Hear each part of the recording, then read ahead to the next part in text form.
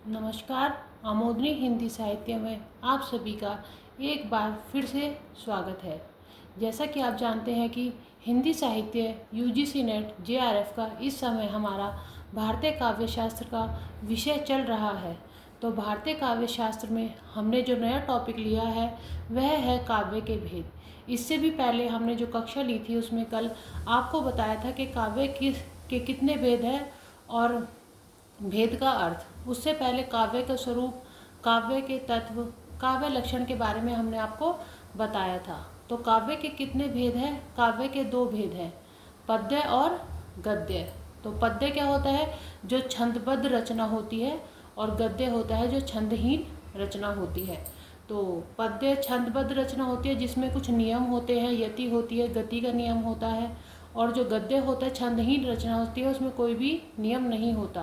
तो गद्य में जैसे हिंदी साहित्य की अन्य विधा आती हैं, जैसे कि नाटक हो गया, हमारा उपन्यास हो गए, हमारे आत्मकथाएं हो गई, या हिंदी कहानी हो गई, ये सब हमारे गद्य के भाग होते हैं। और पद्य के भाग होते हैं कविताएं। अब जैसे कि कविता आप पढ़ते हैं तो उसमें आप देखते हैं सुर, ताल, लय सबका हमें ध्यान रखना होता है। गति देखनी होती है कि कितनी तेज़ी से कविता पढ़नी है, कितने धीरे से पढ़नी है।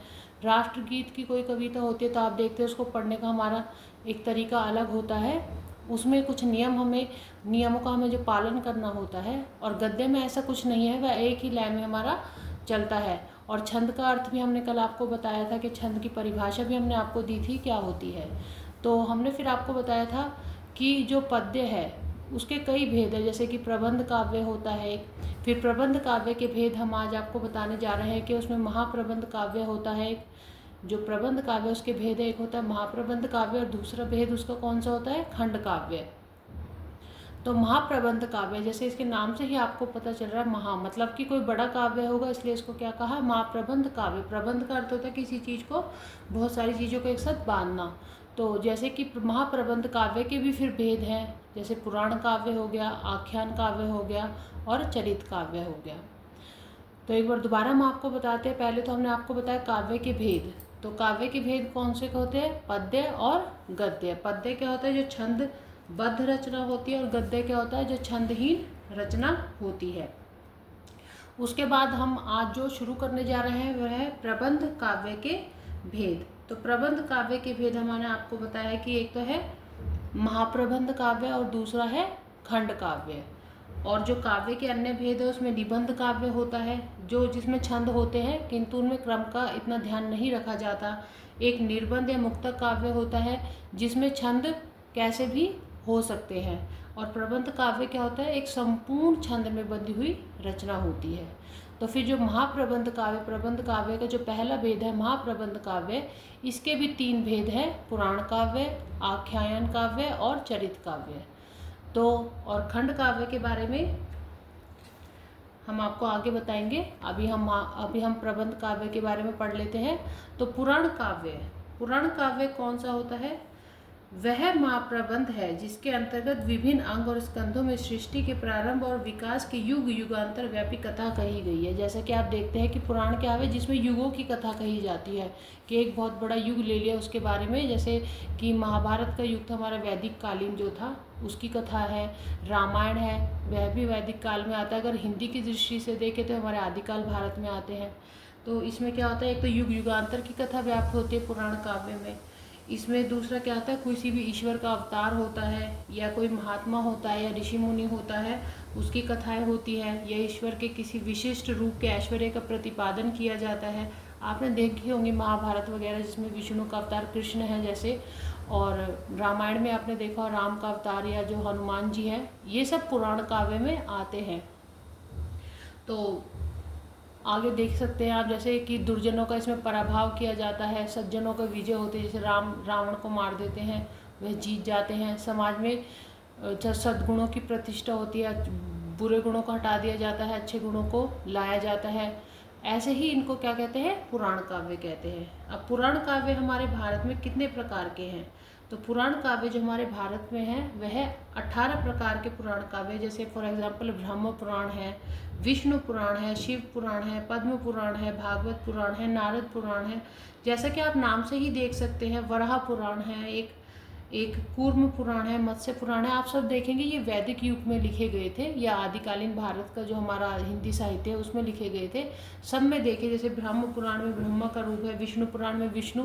तो ये ऐसी कथाएं होती है जो किसी भी एक बड़े ईश्वर के रूप के लिए या किसी भी सज्जन व्यक्ति को लेके या किसी भी ऋषि मुनि को लेके क्या होता है, युगों की कथा कही जाती है।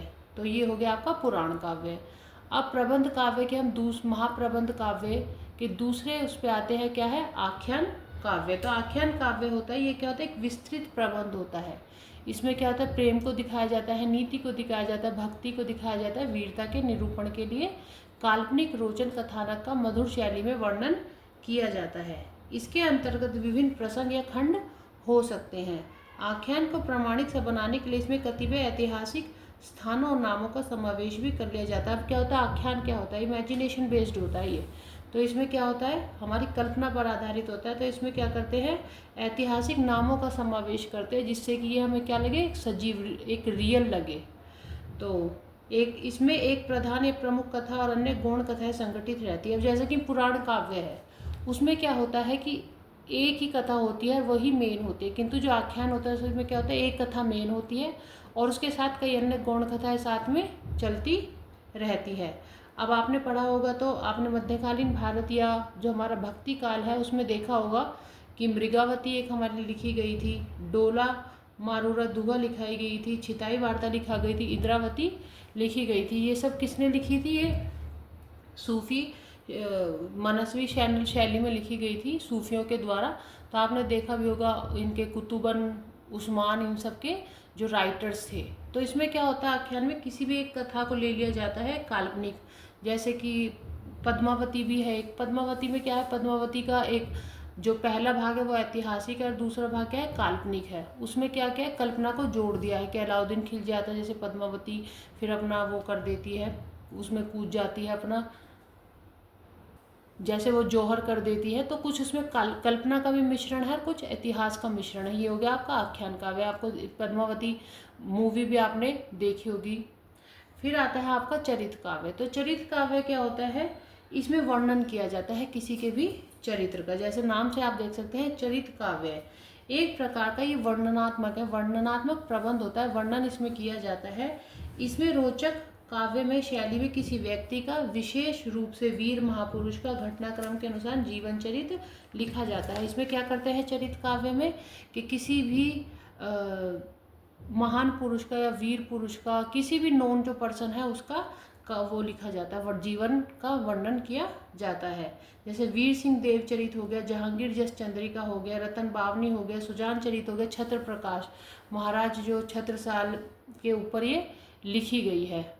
तो इसमें क्या होता है कि किसी के बारे में भी, किसी के चरित्र के बारे में वर्णन किया जाता है। तो प्रबंध काव्य के भेद है महाप्रबंध काव्य और खंड काव्य। महाप्रबंध काव्य है, फिर उसके भेद है पुराण काव्य, आख्यान काव्य, चरित्र काव्य।